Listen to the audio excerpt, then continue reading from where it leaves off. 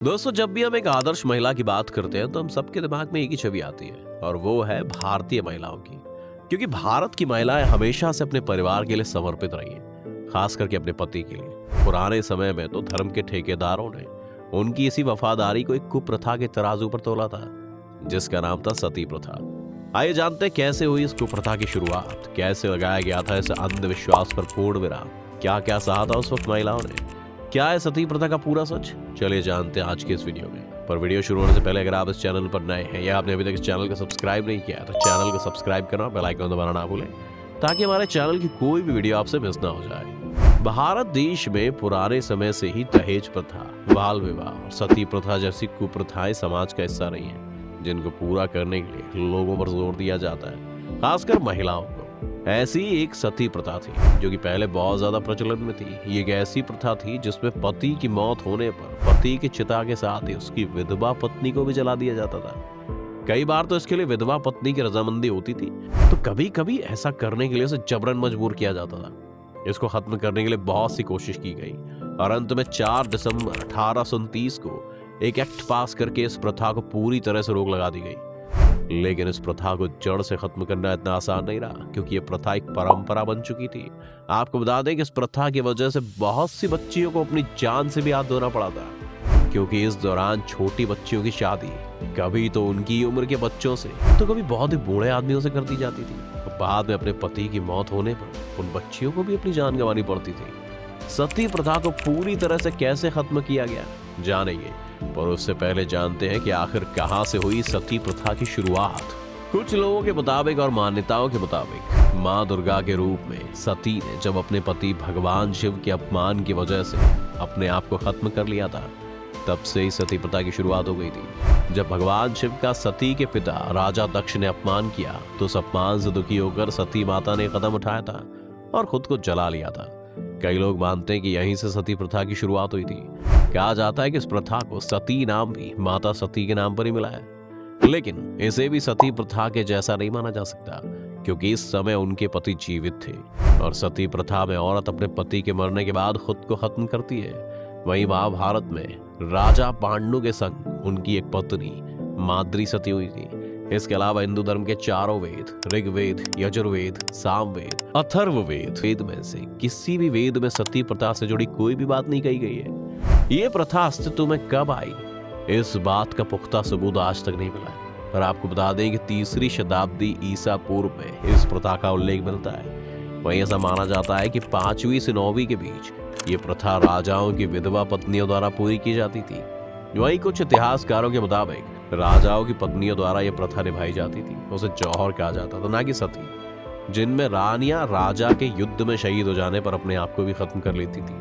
वहीं सती प्रथा आम नागरिकों द्वारा की जाती थी। ये माना जाता है कि 5वीं से 9वीं शताब्दी के बीच सती उत्तर भारतीय महाद्वीप में योद्धा विजात वर्ग यानी कि वॉरियर एलीट की यहाँ से पैदा हुई थी, और खास करके ये प्रथा कुछ हिंदू कम्युनिटीज के कुलीन परिवारों यानी कि अच्छे परिवारों में निभाई जाती थी।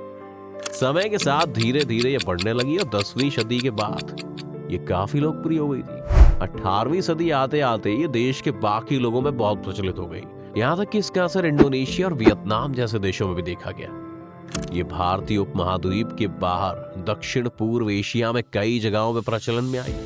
हालांकि कुछ इतिहासकारों के मुताबिक सती को पूरे भारत में कभी भी नहीं देखा गया और ये पूरे भारत में फैली, इसका कोई सबूत भी नहीं है। वहीं कुछ इतिहासकार मानते हैं कि प्रथा देश में गुप्त साम्राज्य के शासन के पहले के दौर में निभाई जाती थी। देश में गुप्त साम्राज्य के शासन से पहले सती प्रथा होने पर कुछ सबूत देखने को मिलते हैं। इन सबूतों को कैसेंड्रिया के यूनानी इतिहासकार अरिस्टोबुलस ने रिकॉर्ड किया था। अरिस्टोबुलस जब 327 ईसा पूर्व जब वो सिकंदर के साथ भारत के अपने अभियान पर था, तब उन्हें पता चला कि कुछ ट्राइब्स में औरतें अपने पति की मौत हो जाने पर खुद को भी खत्म कर लेती थी, पर ऐसा करते वक्त वो काफी गर्व महसूस करती थी। साथ ही जो भी औरत ऐसा करने से मना कर देती थी उसे समाज से अपमान झेलना पड़ता था। इसके साथ ही ग्रीक इतिहासकार डायोडोरस सिकुलस ने भी बताया था कि व्यास और रावी नदियों के बीच रहने वाले कैथेई लोगों ने विधवाओं को सती होते देखा। वहीं एक इतिहासकार एक्सल माइक्स के मुताबिक 664 सीई में सती के पहले शिलालेख यानी कि सबूत नेपाल से मिले, जबकि भारत में 510 सीई से सती प्रथा प्रचलन में आई। भारतीय इतिहास में ज्यादातर सबूत सती प्रथा के 510 ईस्वी में मिलते हैं, जहां गुप्त काल में महाराजा भानु प्रताप के राजघराने के गोपराज की युद्ध में मृत्यु हो जाने के बाद उनकी पत्नी ने भी अपने आप को खत्म कर दिया था।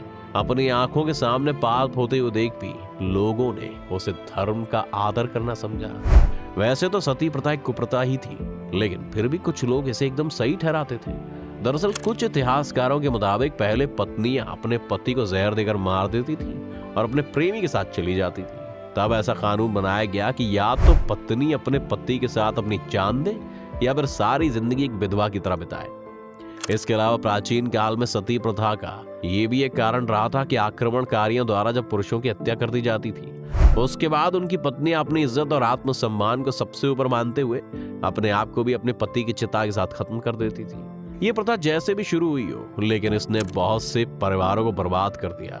बहुत से घर के बच्चे बेघर हो गए सिर्फ इस प्रथा की वजह से। इस कुप्रथा को खत्म करने के लिए बहुत से लोगों ने बहुत से अभियान चलाए और आखिरकार इस कुप्रथा को समाज से खत्म कर दिया गया। सबसे पहले इस कुप्रथा का विरोध मुगलों के शासनकाल में हुमायूं ने किया था।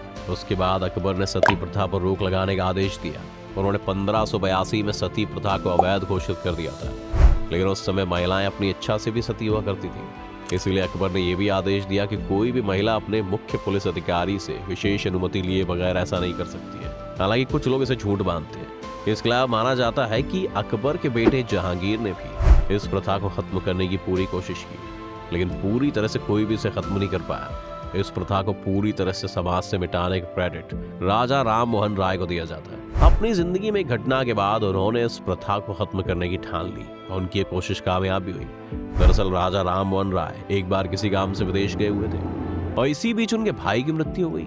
उनके भाई की मौत के बाद सती प्रथा के नाम पर उनकी भाभी को जिंदा जला दिया गया। इस घटना से वो काफी दुखी हुए और उन्होंने डिसाइड किया कि जैसा उनकी भाभी के साथ हुआ वो कभी किसी के साथ नहीं होने देंगे। इसके साथ ही भारत में ब्रिटिश राज के समय अंग्रेजों ने सती प्रथा को भारत में एक ठीक प्रथा नहीं माना था, लेकिन धार्मिक दृष्टि से मजबूर होने के कारण उन्होंने इसे सीधा समाप्त करने के बजाय इसका प्रभाव धीरे धीरे कम करने का विचार किया। इसके साथ ही उस दौरान राजा राम मोहन राय ने भारत में शिक्षा के प्रसार और जागरूकता के जरिए सती प्रथा को खत्म करने की कसम खाई। इस दौरान राजा राम मोहन राय ने न सिर्फ सती प्रथा का विरोध किया, बल्कि उन्होंने समाज के उत्थान के लिए विधवा की फिर से शादी को भी जरूरी बताया। राजा राम मोहन राय ने सती प्रथा की गलत परंपराओं, उससे समाज पर पड़ने वाले बुरे असर के साथ उसके निवारण यानी कि सॉल्यूशन पर हिंदी, अंग्रेजी और बांग्ला भाषा में किताबें लिखकर फ्री बंटवाई।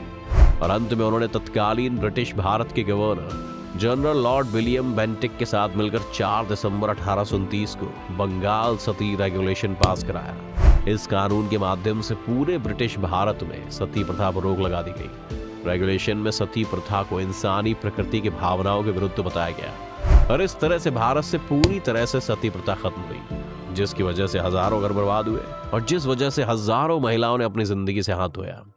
आपकी इस वीडियो को लेकर क्या राय है दोस्तों, हमें हमारे कमेंट सेक्शन में जरूर बताएं। तो दोस्तों आज की वीडियो में बस इतना ही। उम्मीद है आपको आज की इस वीडियो से काफी कुछ सीखने को मिला होगा। अगर आपको वीडियो पसंद आया तो वीडियो को लाइक करें और अगर आप इस चैनल पर नए हैं तो जाने से पहले चैनल को सब्सक्राइब करना भी ना भूलें।